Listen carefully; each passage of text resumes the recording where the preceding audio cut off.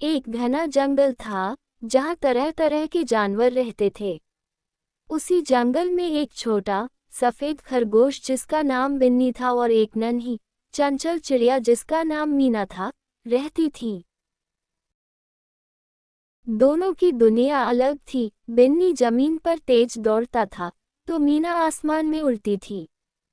फिर भी उनकी गहरी दोस्ती थी। एक दिन बिन्नी जंगल के पास बने तालाब के किनारे गाजर की खोज कर रहा था।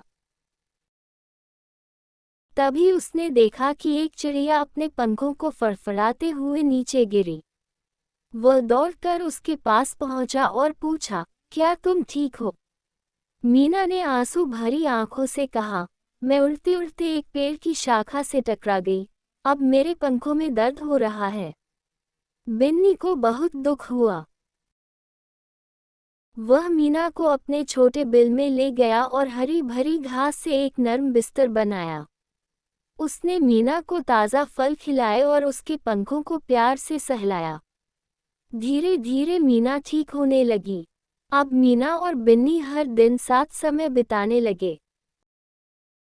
बिन्नी मीना को जंगल की बातें बताता और मीना आसमान के नज़ारों के बारे में कहानियां सुनाती। बिन्नी दौड़ने में बहुत तेज था, लेकिन ऊंचाई से देखने का आनंद उसे नहीं पता था।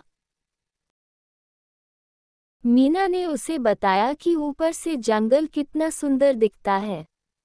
बिन्नी ने मन में सोचा, काश मैं भी उड़ सकता। एक दिन मीना ने कहा, तुम उड़ नहीं सकते, लेकिन मैं तुम्हें पेड़ों के ऊपर से जंगल दिखा सकती हूँ।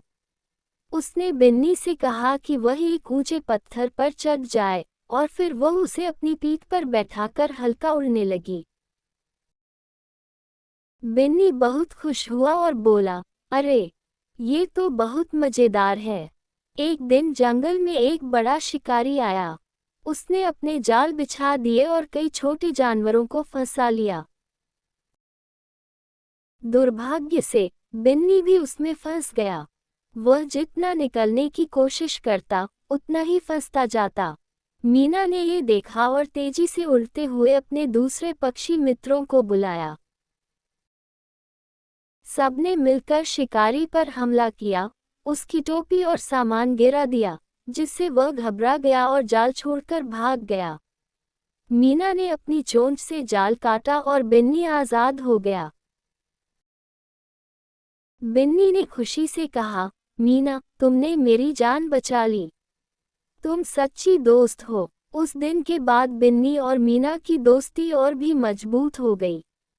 वे हमेशा एक दूसरे की मदद करते, चाहे आसमान में हो या जमीन पर।